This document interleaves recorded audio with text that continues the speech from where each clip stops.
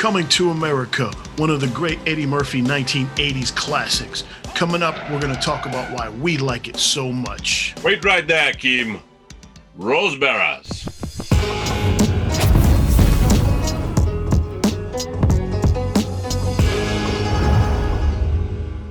All right, so for all of you out there who have not seen Coming to America, stars Eddie Murphy. He plays an African prince. He's basically tangled up in an arranged marriage that his father and mother have him going through. He's not really feeling that. He wants to find his own bride on his own accord, so he chooses to go to America, and we get brought along in that journey and all the laughter and excitement that goes along with it. Yeah, so what is so great about this movie? I mean, why do we like it so much? One of the first things I want to mention is, and I don't know if this is the first time that Eddie Murphy did this or not. You guys will have to let me know in the comments down below. But he plays, I want to say, 3 or 4 different characters in the movie. He plays Prince Hakeem. He plays one of the old Jewish guy, the Yiddish guy in the barber shop. He plays My T, the barber, and he plays what's the singer? Randy Watson. Randy Watson. So yeah, he plays 4 different characters. You know, they got him in makeup and all that kind of thing. It's good. It's done well enough to where you also accept it as it's another character in the movie. So I always thought that was really cool, and I love seeing it every time. It's really well written. A lot of the jokes, and everyone's hitting the punchlines just like right on time. I've always loved like how the actors bounce off each other in the movie and how the jokes are delivered. It's just, to me, it's like a really good example of the perfect timing to get your jokes off. So it was a movie that was introduced to us when we were younger, and it had its place. You had other movies that kind of were in that same genre, same thing era with Eddie Murphy, like Trading Places. Mom kind of brought those both around for us, so we got to watch that. And for me, what it's become is probably not what it started out to be, but for me, that movie is basically one giant golden line to recite. absolutely. Basically not one part of that movie that is not recitable. I mean, basically everything in there I can recite or bring it up for a comic relief moment or just a quick-witted response to something. I could use a line from that movie, and that's kind of what it's become for me, is just a giant treasure trove of one-liners or statements, or however you want to put it. But there's just so much gold in that movie. That some people might not get, but as you dissect the movie, I'm sure. I mean, we're not. You know, we grew up loving to quote movie lines, and we still do it. But we can't be the only ones. I mean, even when I watch it to this day, I still like sneak lines in before they happen. You know, another thing that I didn't think about it obviously when I was younger, and it's not a point that I like to like force feed down people's throats and make too big of a deal out of it. But something that is important about it, even for the time, was, you know, it was a movie with a bunch of strong black characters, even royalty. You know, how many times do you see black royalty? And you know, even during the 80s, you know, 70s, 80s, it was a lot of just like exploitation and crime and pimps and hustlers and drug dealers, and even it's still like that a lot to this day. But you know, so that was something that I appreciate as an adult. You know, yeah. I mean, I hear what you're saying. I mean, as I skim through, you know, just off the top of my head, I'm like, okay, you have Coming to America, where you had African royalty, and you have Wakanda Forever. I mean, Wakanda Forever. Yeah, Wakanda Forever. Then, like, that's it. That's all that. And Shaka Zulu from, you know, he was even further back, but like that, I can't think of much more, you know. And again, it's the way it is, you know. that could be a topic for another episode.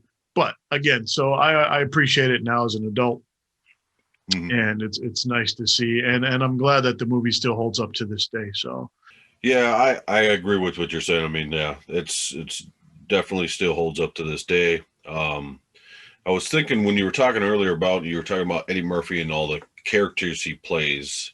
And obviously Arsenio Hall does the same thing in the movie. I believe Eddie Murphy plays 4 people and Arsenio Hall plays 4 people.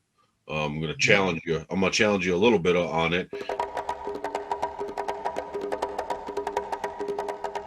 He plays obviously Semmi, his main character that he plays. He plays also plays one of the barbershop barbers that you see, and he plays the Reverend, and he plays one more. I mean, it's pretty noticeable, but some people forget about it. You got that off the top of your head? Let's see. So, Semmi, barbershop, the Reverend, and he plays one of the ladies that they meet when they're out trying to meet women at the nightclub, and he's sitting next to Eddie Murphy, and his character that he's playing, Semmi, is across the table, and it's going back and forth, and he's making them both really uncomfortable. I want to tear you apart. Yeah, I want to tear you Friend apart. too. Oh God. That's a great scene. All the women that they try to meet. John Amos. I mean, classic. He's the dad of the love interest in the movie. Great lines, man. Great characters. He's also the owner of McDowell's, which is like a complete McDonald's ripoff, and he tries to kind of pass it off as, it's very his own original thing, but he knows he's just ripping it off.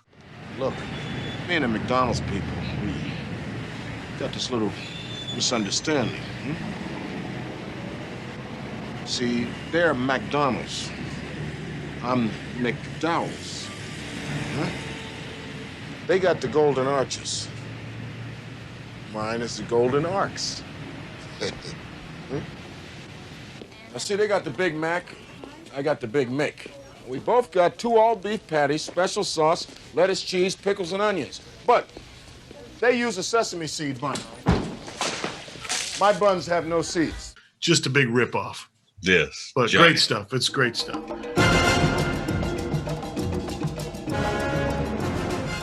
I guess I'll know. She's your queen to be. Yeah, man. You guys got to watch this stuff. It's good stuff. I know the whole song. I won't sit here and torture with it. You can watch the film. And then we can. I see the 2 of you are getting along. No, I bet you learned all that fighting lions and tigers and shit. You know, I would have helped you with that guy, but I had a cup of coffee in my hand. You understand, right? What do you all play in Africa? Chase the monkey? Chase. What a jerk. He wasn't even doing anything. What a son of a bitch. He tries to talk to Lisa. You can tell her to give the $750,000 pair of earrings. She will fall into your arms. You told me my son was here. Yes, my son, the prince. Prepare the royal baggage. Yeah. My son is going on a trip. Prepare the royal baggage. Passes it off to somebody else. You're right. Go out, see the world, fulfill every erotic desire, and in 40 days you will return to marry your money. But father, it is settled. Y'all know him as Joe the policeman from the What's Going Down episode of That's My Mama. Put your hands together for Mr. Randy Watson. Sexual chocolate. Bram, bram, bram, bram, bram. He good. Mm-hmm, good. That boy good. Yeah, good and terrible. See, I'm washing lettuce. Soon I'll be on fries. In a year or 2, I'll make assistant manager. And that's when the big bucks start rolling in. Just 2 years, huh? Man, every part's classic. Every part. When Mr. McDowell has them over to be the servers for the night, and he's showing him his house, trying to impress him, and he does the little train, and he goes, and he just looks at him to like, are you impressed? Well, this is where you're going to be working tonight.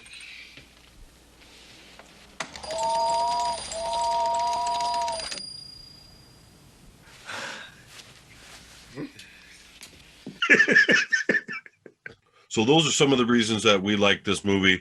It has so many quotable lines. After so many decades, it's still relevant. It's still to the forefront of my mind. I still use it to this day. Just about every day, something from that movie comes out of my mouth. And those are some of those key points of why we really like this movie. Absolutely. Also, December 2020, Coming to America 2 is coming out. After all of this time, we're going to do another episode about that. You know, we're excited, so make sure you chime back in so you can check that out. Also, if you like what we're doing, give us a like, subscribe, and hit the notifications bell so you don't miss an episode. That's going to be it for today. This is Chat Stew. I'm Joe. I'm Rick. We'll check you guys out later.